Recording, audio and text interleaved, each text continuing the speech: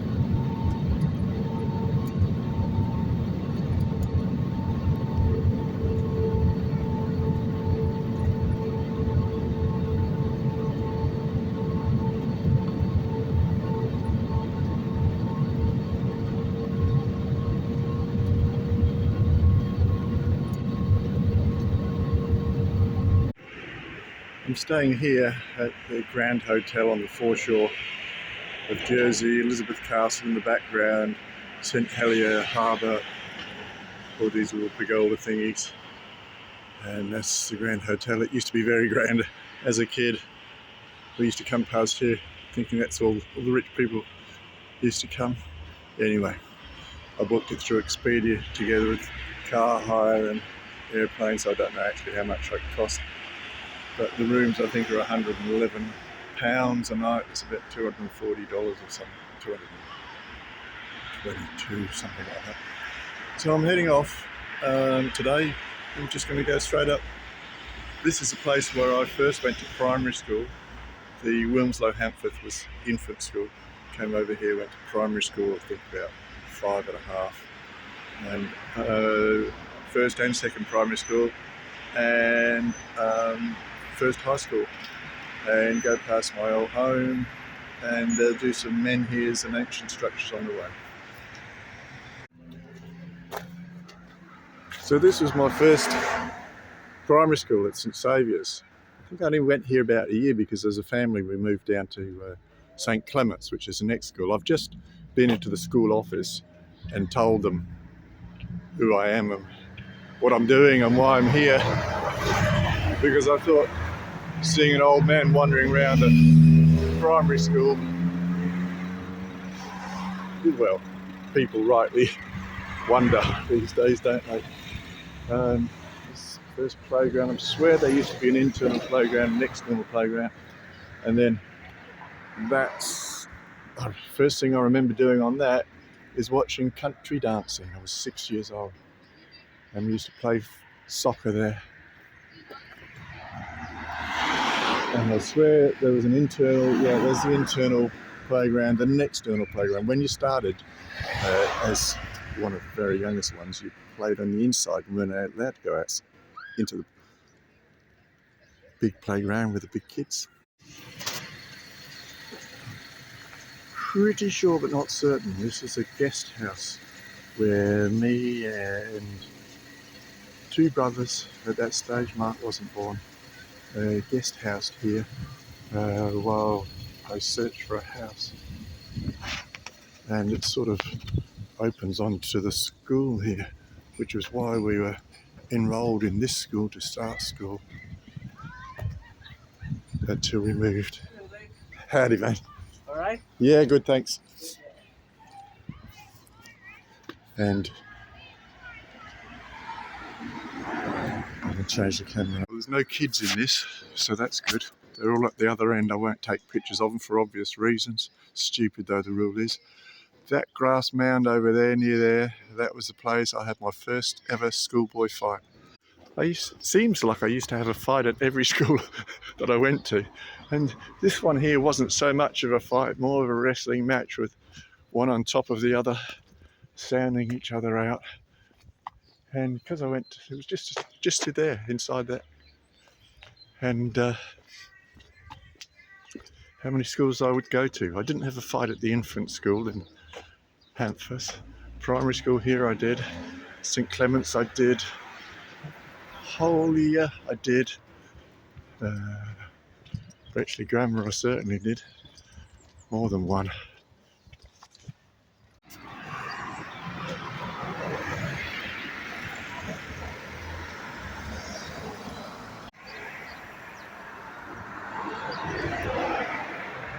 I can detect no change whatsoever to this school. I would have liked to look inside, but I didn't ask. I vaguely suggested it, but no, because of COVID was the unfortunate answer.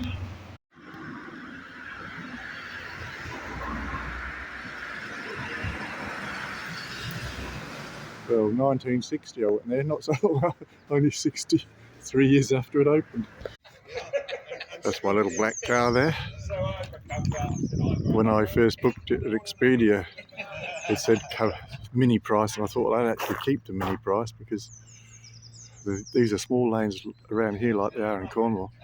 Anyway, this is the ancient burial mound, 6,000 years old, said to be the 10th oldest building in the world. And it's closed in winter to get into the museum, but it's okay to have a wander around. And I did come here 20 years ago with the boys. It was closed then. We were doing everything in much more of a rush. I'm not in a rush this time. I've got myself, I think, 5 days on the island. Today is Wednesday, logged yesterday, and not flying out until Sunday. So, ancient burial mound. Passages aligned with the sun. I'm not sure whether they're the solstice or the equinox. Will this be?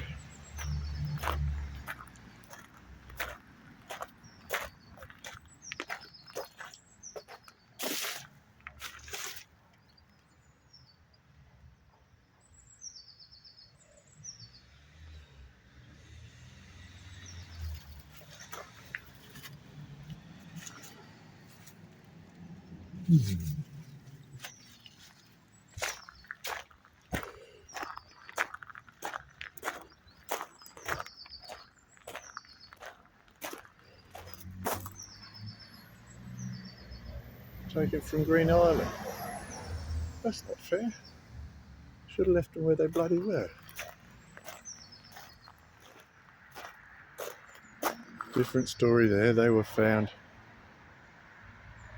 when excavations were being dug. But I object to that being removed from the mop. So these have just been moved, and I don't know how you think that's a good idea. Do not know how you think that's a good idea. The Hugby is a dolmen covered with a mound built around 6,000 years ago. Really religious ritual sites, sort of.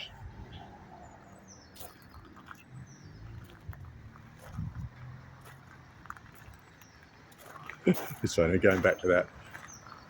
Dolmens, usually called tombs, they're really religious ritual sites, a sort of pre-Christian church, I suppose. A church is as full of a post 6,000-year-old dolmen then. Last time I was here, this was all blocked off. Ooh. Ooh. Ooh. It is blocked off, but further in.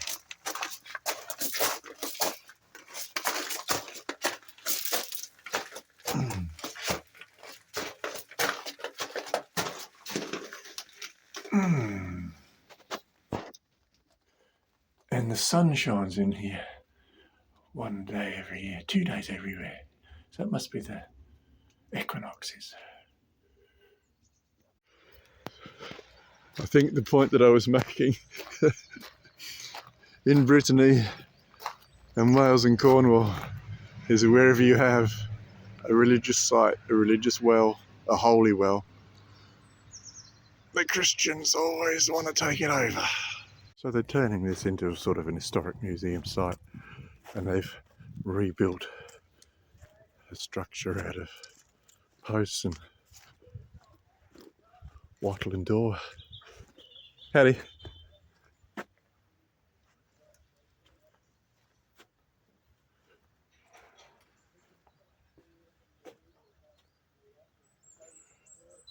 Oh, he's an angry looking man. I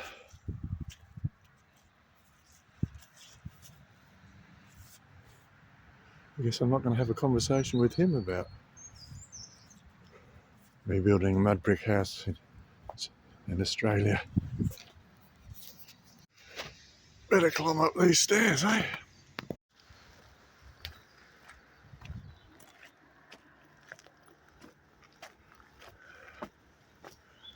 Quite a nice easy walk actually.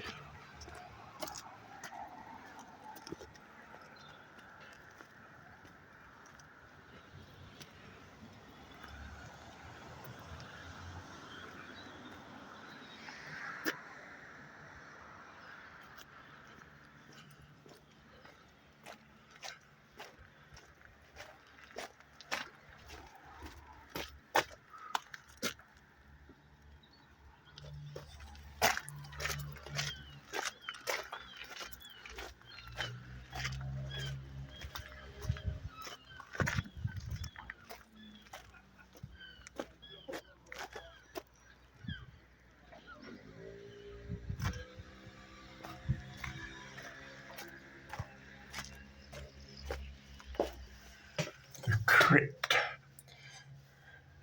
1520, built beneath the chapel in the early 16th century.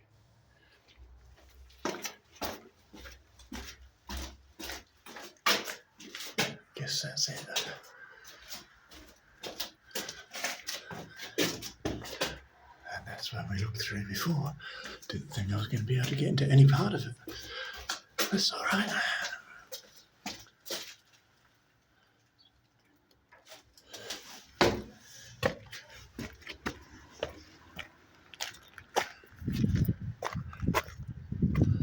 God knows what they think you're going to do to it. I suppose kids might come out here and have a party.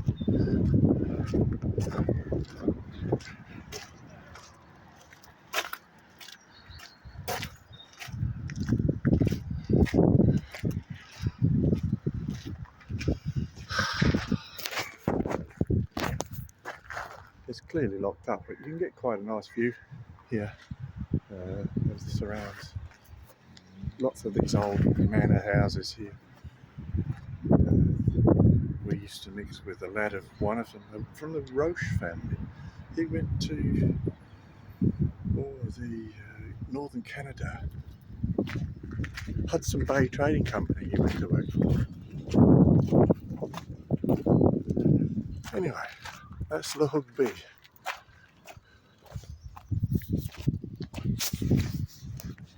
And we're on our way down. Fingertips are bloody icy, I can tell you that.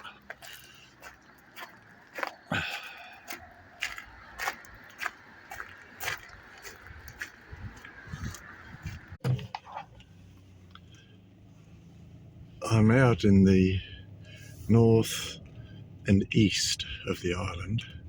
Let's say the east and north side. Further north than La Hugby. And this is all pretty typical of the island's farmhouses, manor houses, some of which are very, very wealthy, it seems to me. And I've just failed to find a particular set of standing stones. But they're not so far away from where I'm staying. And if I get the time, well, I will search on Google Maps and for some aerial photos and better directions.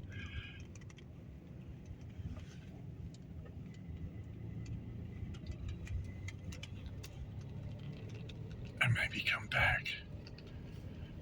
This is...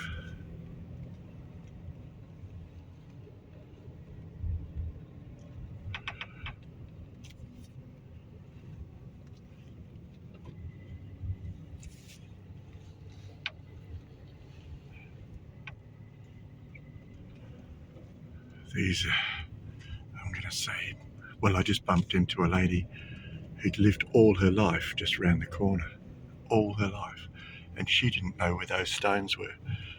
So that made me feel it was okay for me to give up for today.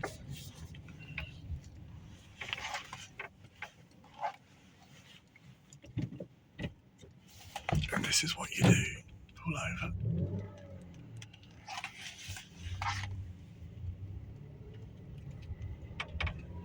And if you're sensible, get off the road and don't rely on some stranger, because the hire cars here all have a big H, letter H, in front of the number, as part of the number plate, so they can tell you're a hire car driver. The Hugby half an hour, Gorey 4. Okay, well, we've been to the Hugby, so we've just come half an hour, half a mile from the Hugby, I'm guessing.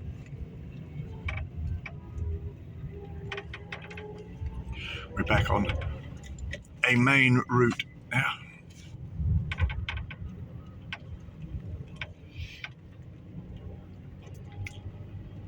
Seen some paddocks full of Jersey cows, didn't have the camera out. Oh, there's one over there just as we speak. Paddock, actually. A few of them in. All the lanes, well, I like this. Different to Cornwall, where they're sort of hedgerows. These are all stone fenced. I go so slow.